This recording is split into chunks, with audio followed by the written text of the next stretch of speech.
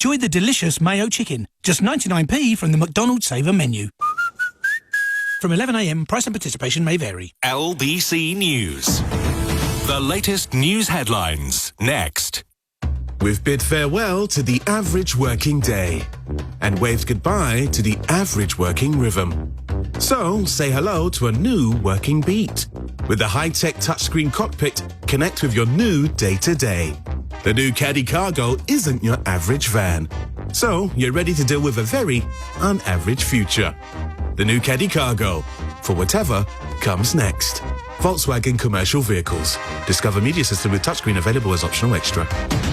On your radio, on Global Player, and Play LBC News, where the news never stops. This is LBC News. From Global's newsroom, it's 2 o'clock. Good afternoon, I'm Jim Diamond. Here's what's happening. There are concerns that a COVID passport system being considered by the government as a way of reopening the economy could be discriminatory. A cross-party group of politicians, including 40 Conservatives, have signed a letter expressing concerns it could be used to deny people access to services, companies and jobs.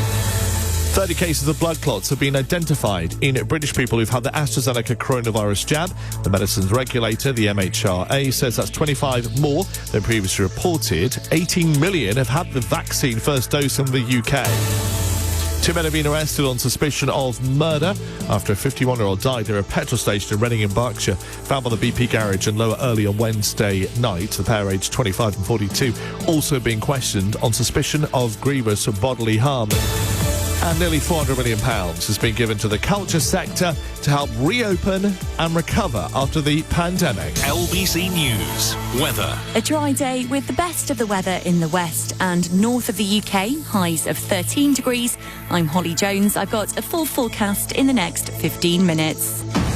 LBC News. Travel. In the West Midlands, there are delays on the M5 northbound up to Junction 3 at Hales Owen, and that's because a lorry's overturned and one lane is closed. On the M25 in Surrey, there are delays clockwise at Junction 11 at Chertsey. There's a load of debris all over the road. In Winchester in Hampshire, the A34's had to be closed northbound, and that's because a car has overturned. And the A14 in Suffolk remains closed westbound. It's closed between junctions 51 at Needham Market and junction 50 at Stowe Upland. The investigation works are still taking place. That's following an accident. I'm Joanne Webb. Your next update is in 20 minutes here on LBC News. This is LBC News. Just gone 2 minutes after 2, I'm Jim Diamond. Good afternoon. Plans for a so-called COVID passport are facing a backlash from some MPs, including around 40 Conservatives who say it would discriminate against some groups. It's reported they'd be trialled at big events in England, including possibly the FA Cup final. Baroness Shami Chakrabarti, another signatory of the pledge, describing the aspects of these passports for everyday life as dangerous, discriminatory and counterproductive. I've been speaking to Dominic Wilkinson, Professor of Medical Ethics at the University of Oxford, and began by reading in part of a government statement, a spokesperson saying this: the review is considering a range of issues, including the ethical, equalities, privacy, legal and operational aspects, and what limits, if any, should be placed on organisations using said certificate. Began by suggesting, surely on that basis, there are so many problems, will this ever work? Well, I think the basic is quite simple. We've given up lots of our freedoms in the last 12 months to stop spread of the virus. We have a duty to follow the rules to reduce spread of the virus, and of course there's all sorts of things we can't do as a consequence.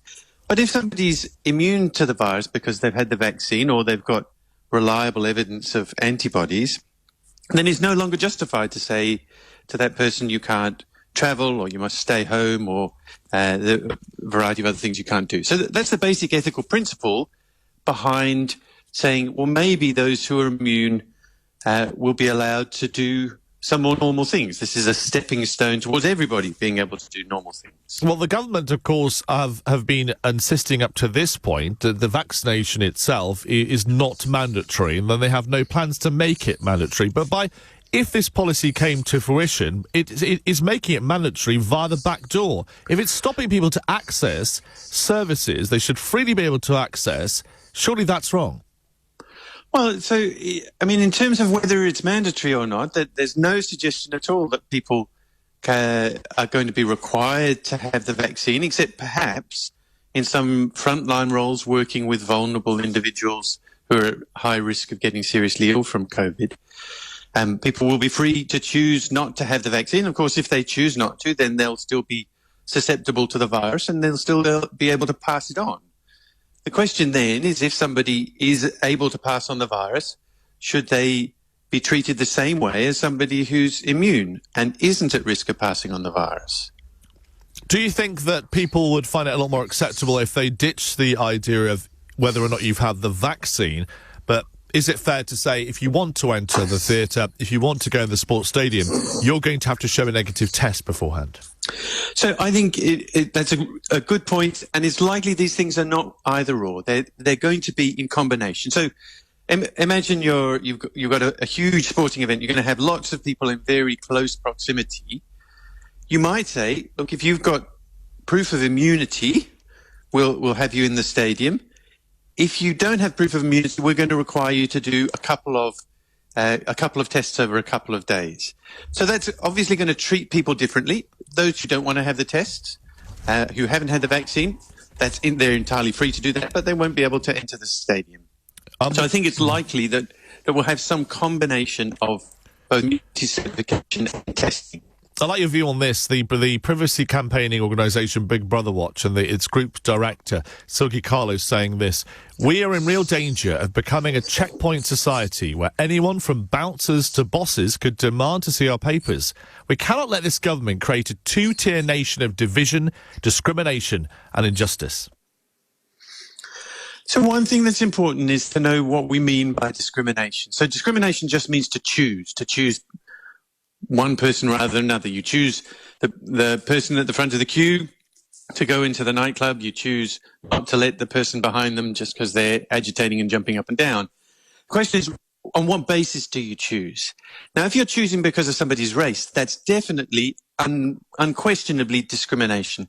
If you're choosing on the basis of somebody's immunity to COVID, that's obviously relevant if you're trying to think about, well, how do we protect people from getting COVID while they're in our venue or in our hospital, in our care home. And people don't get uptight either when they want to drive a vehicle, if you've got to produce your driving licence or get on a plane and show that you have a passport. Isn't this just another form of ID that we already have and we're already on computer systems?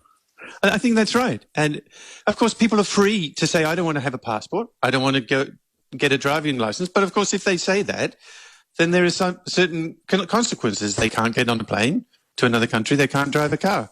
And we understand that those are part and parcel of the way that we run our society. So I don't think this is a radical step towards a Big Brother society. I don't think either that this is a long-term change in the way that we approach going to the pub, going to theatre, going to sporting venues or travelling internationally.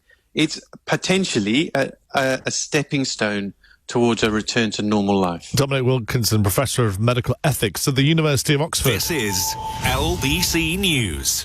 The coronavirus reproduction number, or R-value in England, is between 0.8 and 1, according to the latest government figures. Last week, the whole of the UK had an estimated figure between 0.7 and 0.9. A UK-wide estimate of R rate has not been agreed by SAGE this week. The Department of Health says as restrictions are lifted at different rates across the four nations, the UK-level estimate for R becomes a less meaningful measure of the pandemic.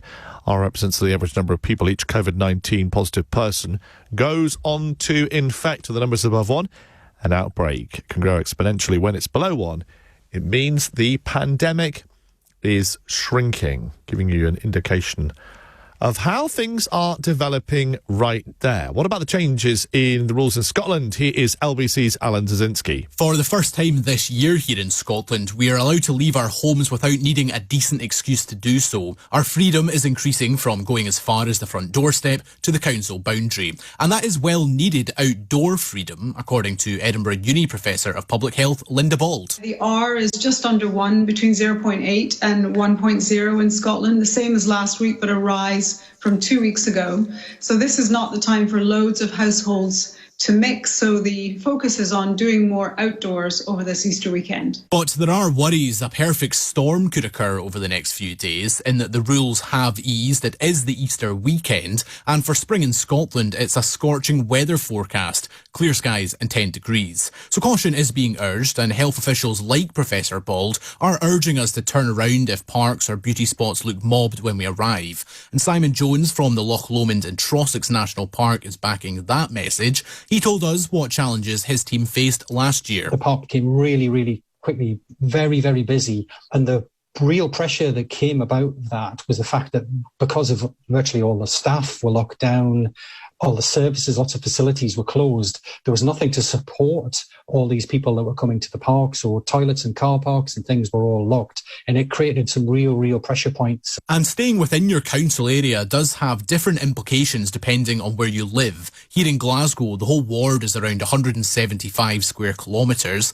but the Highland ward is 25,000 square kilometres. That's around 150 times bigger. So there is a further worry for residents of rural beauty spots that their town could be filled with tourists. John Gordon lives on the Isle of Skye and says it is a concern. Stay local means that people are going to travel more around the Highlands. Highland is as big as Wales, so there's a large geographical area to cover. That means that Skye could be inundated with tourists. We're not at a place yet just to start welcoming people back to the islands. The next easing of rules here will be on Monday, when garden centres and hairdressers reopen, and then on the 26th, outdoor hospitality is back, and so is non-essential retail, and this new stay local rule will be lifted. All right, thank you very much indeed to Alan Zazinski there. Well, according to the latest data, Scotland has recorded 4 coronavirus patient deaths and 414 positive tests in the last 24 hours. It brings the death toll under this measure of people who first test positive for the virus within the previous 28 days to 7,614. Figures published by the Scottish Government indicate the daily test positivity rate is 2.0%, up from 1.8% on Thursday. In Scotland, a total of 2,515,748 people receiving their first dose of a COVID-19 vaccination, and 414,540 have received their second dose. The Scottish Government is only publishing updates on the data I've just mentioned during the Easter break, and the remaining daily stats, such as hospital and intensive care figures, will be updated on Tuesday. Coming up, find out why fitness groups in Wales are not happy about the timetable for unlocking. LBC News. What am I saving for? My passion, food photography. I trained to be a landscape garden designer. Open a food stall and sell my famous fish tacos. I go to stuntman school. I'd be a wedding planner. I'd start a dog grooming business. Sorry, we'd start a dog grooming business. What are you waiting for? Make your one day happen with a Fidelity Stocks and Shares ISA. Your capital is at risk. Tax rules may change. Full terms for our Stocks and Shares ISA are available on our website. 18+ UK residents. We could use big words like striking, muscular, or captivating to tell you what it looks like. Or use an alluring combination of colourful words to describe exactly what it feels like.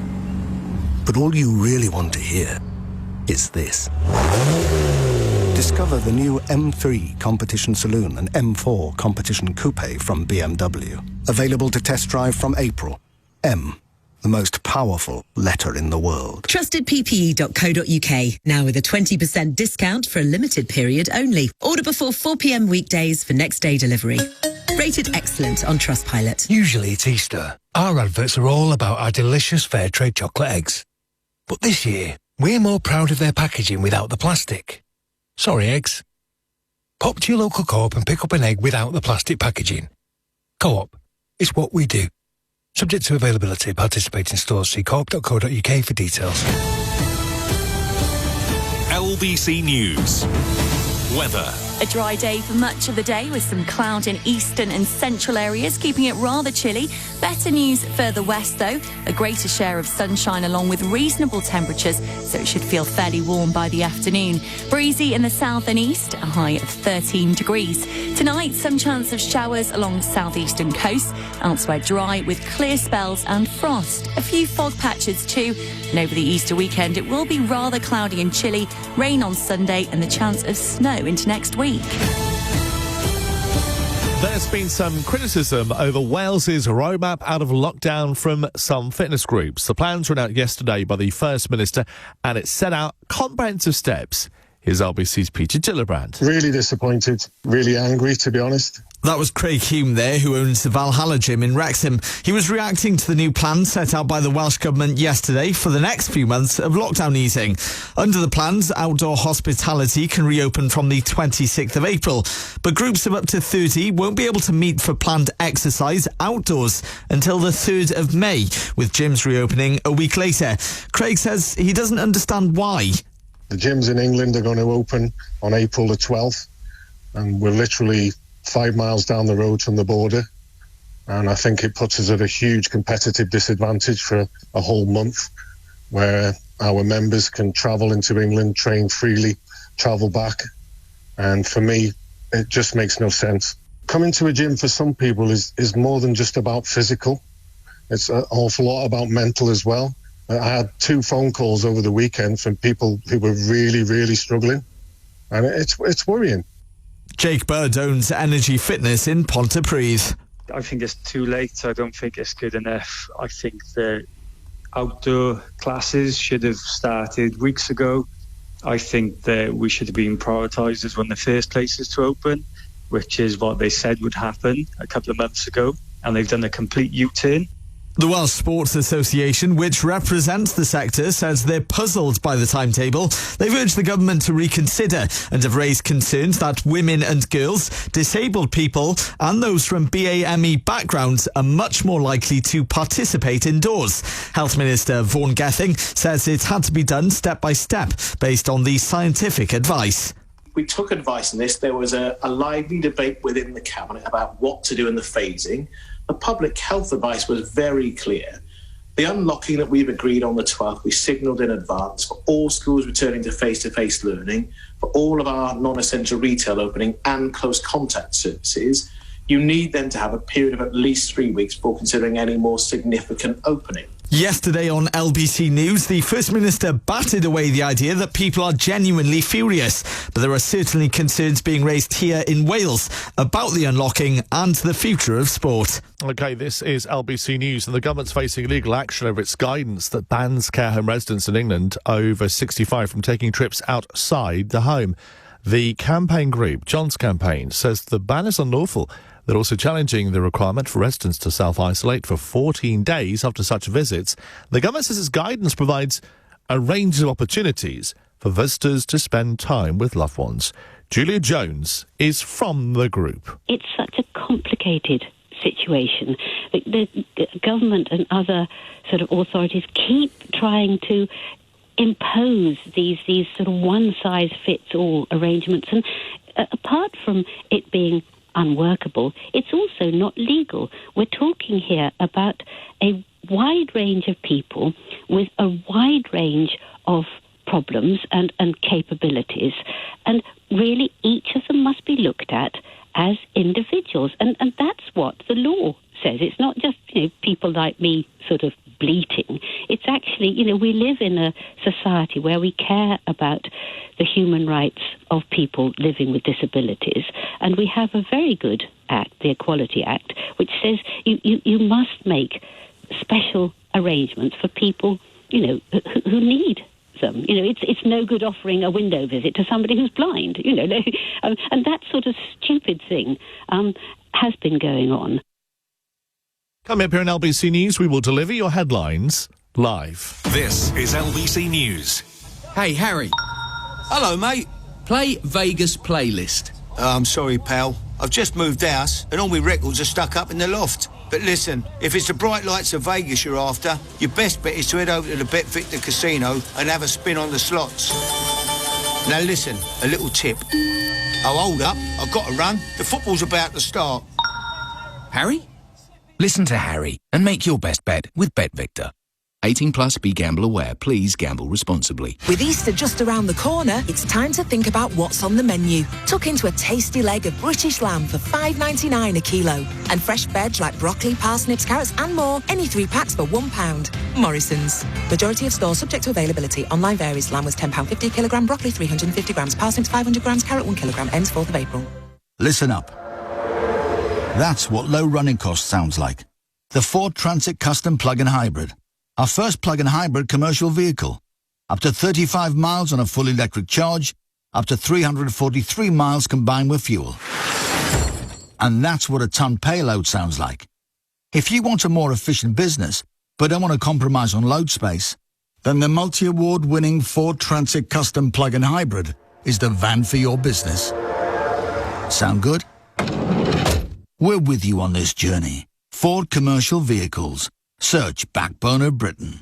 Estimated range based on WLTP test figures. The news in 20 minutes. Every 20 minutes. 24 hours a day. Where the news never stops. This is LBC News. From Global's newsroom, it's 2:20. Good afternoon, I'm Jim Diamond. These are your headlines. Campaigners and dozens of cross-party MPs are expressing concern about suggestions COVID passports could be used to allow you into places like pubs. The proposals have been called discriminatory, though ministers say it's more to do with a person's vaccine status. Scientists have been unable to agree a new coronavirus R number for the entire UK this week, partly because restrictions are being lifted at different rates in different nations. In England, they say it's the same as last week, between 0.8 and 1. 4 countries have been added to England's travel ban list over concerns about coronavirus variants. British citizens returning from the Philippines, Pakistan, Kenya, Bangladesh will have to self-isolate for 10 days from next Friday. And there's been 30 cases of blood clots reported in people who've had the AstraZeneca vaccine in the UK. That is 25 more than first confirmed by the regulator, which is insisting the benefits of the jab still outweigh the risk. LBC News. Weather. A dry day with the best of the weather in the west and north of the UK, highs of 13 degrees. I'm Holly Jones. I've got a full forecast in the next 15 minutes. LBC News. Travel. In the West Midlands, there are delays on the M5 northbound up to Junction 3 at Hell's Owen, and that's because a lorry's overturned and one lane is closed. On the M25 in Surrey, there are delays clockwise at Junction 11 at Chertsey. There's a load of debris all over the road. In Winchester in Hampshire, the A34's had to be closed northbound, and that's because a car has overturned. And the A14 in Suffolk remains closed westbound. It's closed between junctions 51 at Needham Market and junction 50 at Stowe Upland. The investigation works are still taking place. That's following an accident. I'm Joanne Webb. Your next update is in 20 minutes here on LBC News. This is LBC News. Good afternoon, I'm Jim Diamond. 70 MPs, mostly Conservative, in fact 40 are Conservative MPs in that number, are warning against using COVID passports to get into big events and pubs in England. The Prime Minister confirming there'll definitely be a role for them in some capacity in the future.